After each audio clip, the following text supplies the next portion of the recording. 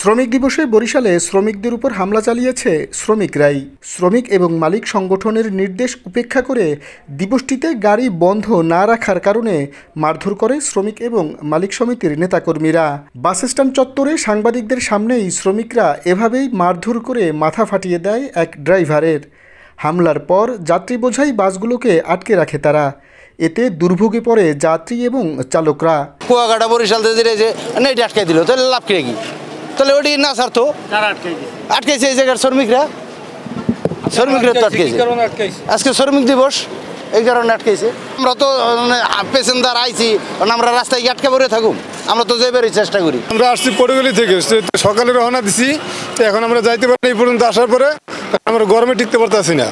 তা খুব গরম, বাচ্চা বুচ্চা আছে, মহিলারা আছে, এখন খুব মানে একটা অস্থির ভিতরে আছে। এখান থেকে এই যে আমাদের গাড়ি আটকাই দিছে, এখানে শ্রমিকেরা শ্রমিক আন্দোলন করে দাঁড়াই দিয়েছে, শ্রমিক দিবসের আটকাই দিয়েছে গাড়ি। আমরা এখানে আসছি পটুয়াখালী থেকে সকাল থেকে, কিন্তু এখানে আসার পরবর্তী যে আন্দোলনটা শুরু হয়েছে, এই আন্দোলনের কারণে আমরা যেতে পারতেছি না কেউ। গাড়িতে শত শত মানুষ, বৃদ্ধ, বাচ্চা, শিশু সন্তান, অসুস্থ রোগী, তারা সবাই অশান্তিতে ভুগতেছে। আমরা যে ঢাকা যেতে পারতেছি না, এটা আমার সবার দৃষ্টিকোণ থেকে বলতেছি, সরকারের কাছে আবেদন জানাচ্ছি যে যাতে এই দুর্ভোগটা আমাদের কারণে না হয়। হামলাকারীরা জানায় দুপুর ৩টা পর্যন্ত গাড়ি বন্ধ রাখার কথা।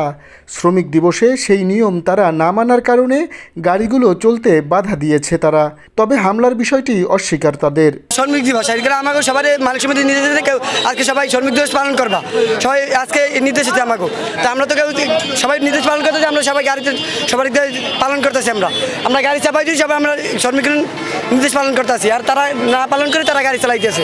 তারা মালিক সমিতির কথা শোনে নাই, তারা কেউ কথা না শুনে তারা দুই একজন মারছে, আমরা ঠেকাইছি, আমরা ঠেকাইছি। পুলিশ জানায় খবর পেয়ে তারা এসেছে, কিন্তু তেমন কিছু দেখেনি। বাস স্ট্যান্ডে আমাদের আইন শৃঙ্খলা ডিউটি, আমরা একটা শুনছি যে শ্রমিকরা আজকে গাড়ি যেতে দেবে না, কিন্তু আইসা আমি এই ধরনের কোনো কিছু পাইনি। চলে যাবে আর গাড়ি আটকাবে, বরিশাল থেকে আটকাবে, তো এরকম কোনো নির্দেশনা আমরা পাইনি। শ্রমিক মালিক সমন্বয় না থাকাকে এই ঘটনার জন্য দায়ী বলে মনে করছে বাস মালিক সমিতি। শ্রমিক ইউনিয়নের সভাপতিরে বলার পর সে বলছে গাড়ি ছাড়িয়ে দিতে, এবং টিআই মামুন সাহেব যোগাযোগ করছে, গাড়ি ছাড়িয়ে দিতে বলছে। কিন্তু এটা তো আর যাত্রীকে দোষ না, যাত্রীরা তো আর জানে না। কোম্পানি কিছু গাড়ি ছাড়ছে আজকে বন্ধ রাখার কথা, এবং শ্রমিক ইউনিয়ন প্রত্যেক কোম্পানিরে অবগত করছে 7 দিন আগে থেকে। এই গাড়িগুলো কোম্পানি ছাড়ছে, দোষ কোম্পানির। তারপরও আমরা আমাদের মানবিক কারণে আমরা বলে দিছি গাড়িগুলো যাওয়ার জন্য। পরে কথা হয় শ্রমিক সংগঠনের সাথে।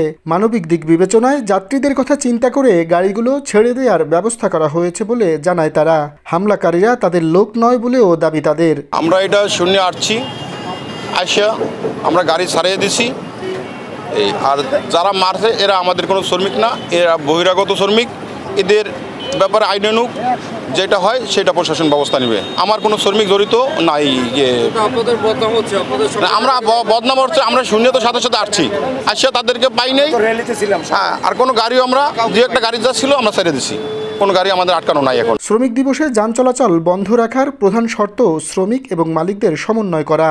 মালিকদের নির্দেশে চলাচল করা এই বাসগুলোর চালকদের উপর হামলাকারীদের চিহ্নিত করে ব্যবস্থা নেয়ার দাবি আহতদের। শাহিন হাসান, বাংলা ভিশন, বরিশাল।